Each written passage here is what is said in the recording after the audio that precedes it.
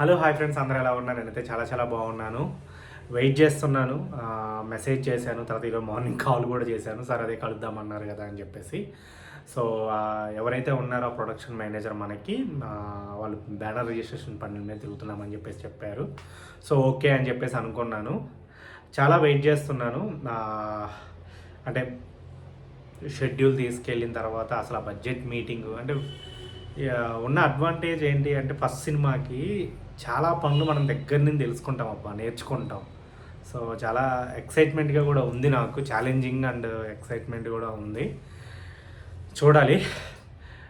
ఇంకా వేరే ఇంకో ప్రొడక్షనల్స్కి అయితే ఏం చేయలే, వాళ్ళ సైడ్ నుంచి వస్తేనే వెళ్దాం, లేకపోతే ఫస్ట్ అయితే రెండు అంటే ఇది ఫాలో అవుదాం, దీన్ని ఫాలో అవుదాం, ఎంత ముందుకు వెళ్తుంది అని చెప్పేసి అనుకున్నాను. ఆల్మోస్ట్ నెక్స్ట్ మంత్ అబ్బా ఫిబ్రవరి కల్లా అన్నీ ఒక దరికి వచ్చేసి స్టార్ట్ అయిపోతే బాగుండు అని చెప్పేసి నేను అనుకుంటున్నాను. ఎందుకంటే ఒకవేళ ఫిబ్రవరి అనుకుంటే మార్చి, ఏప్రిల్, మే అంతే.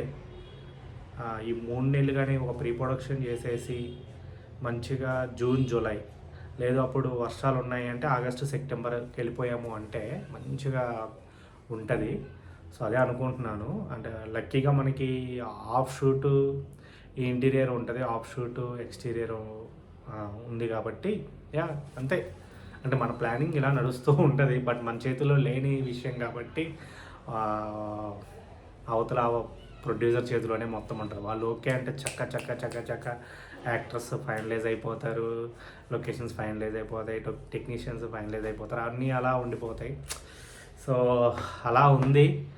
అంటే మనకి ఇంకెలా ఉందంటే ఒక 2 రోజుల్లో కలుద్దామంటే ఆ 2 days ఎప్పుడైపోతారా బాబు అని చెప్పేసి, అంటే ఇంకా ఫుల్ ప్లేజ్ మనం టైం మొత్తం దీని మీద పెట్టాం, వేరే పని ఏం లేదు కదా.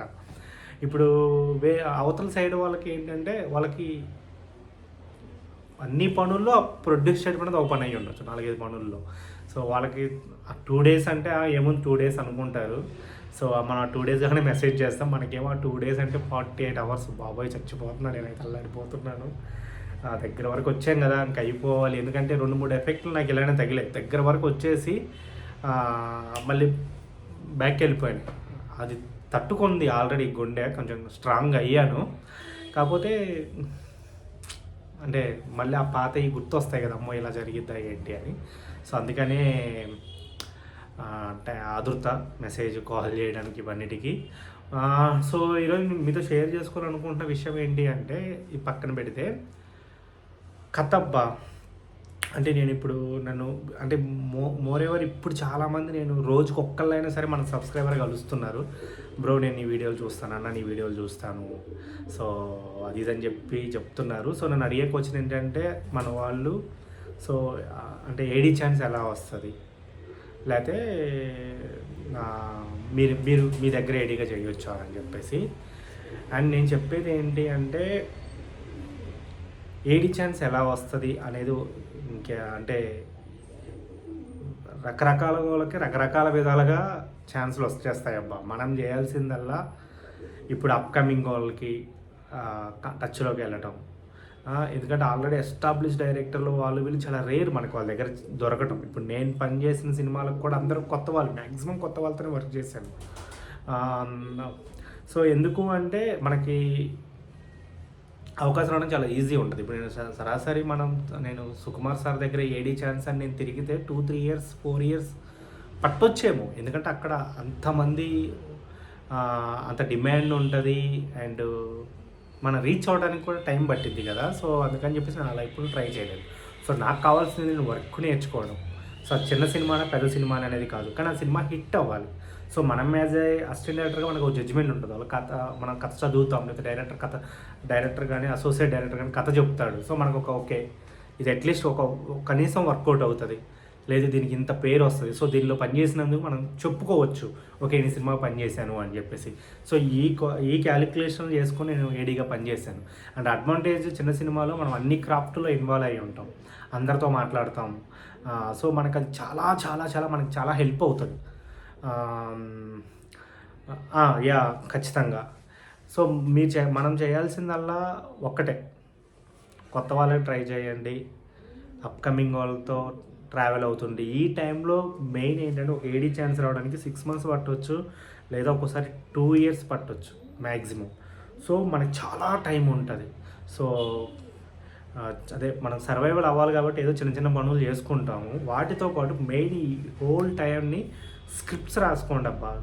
అంటే ఒక ఫ్యూచర్ ఫిలిం, 1, 2 ఫ్యూచర్ ఫిలిమ్స్, లేదా ఒక అండ్ షార్ట్ ఫిలిమ్స్ కూడా మీకు ఏమైనా ఐడియాస్ వస్తే దీన్ని ఒక 30 మినిట్స్లో నేను చెప్పగలను, లేదా 10 నిమిషాల్లో చెప్పగలను అంటే రాసుకోండి.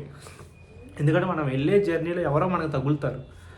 బ్రో మనం ఒక షార్ట్ ఫిలిం చేద్దామా, మీ దగ్గర ఏమైనా కథ ఉందా, నేను డబ్బులు పెట్టేసుకుంటాను, లేకపోతే ఎవరో పెద్ద ఆయన చెప్తాడు అమ్మ నువ్వు బాగా కష్టపడుతున్నావు మనం కలిసి ఒక షార్ట్ ఫిలిం చేద్దామా అని చెప్పేసి.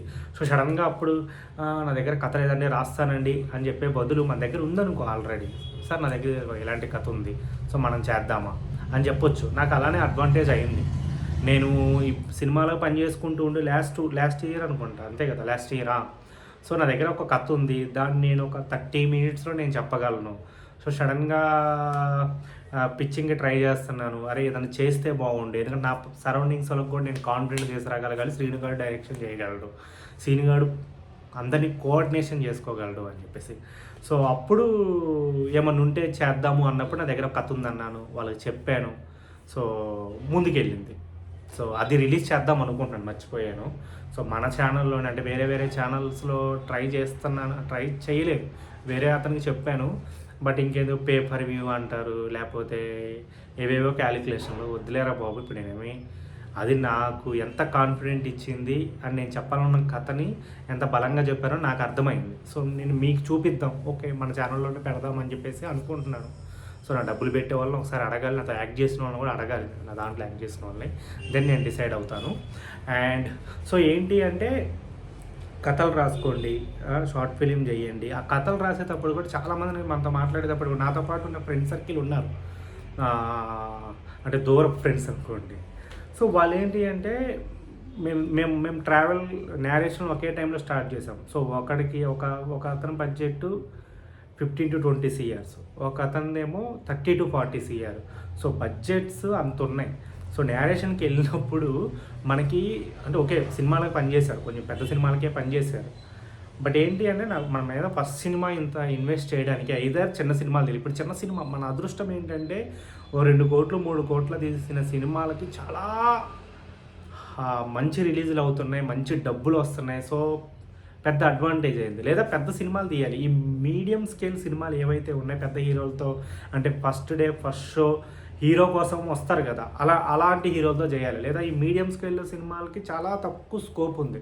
సో ప్రొడ్యూసర్ ఏం ఆలోచిస్తుంటారు జనరల్గా, అంటే మనం ఫ్రెండ్స్లో నేను డిస్కషన్ చేస్తాను, మా ఫ్రెండ్స్ని ఎలాంటి డిస్కషన్ చేస్తాను కాబట్టి.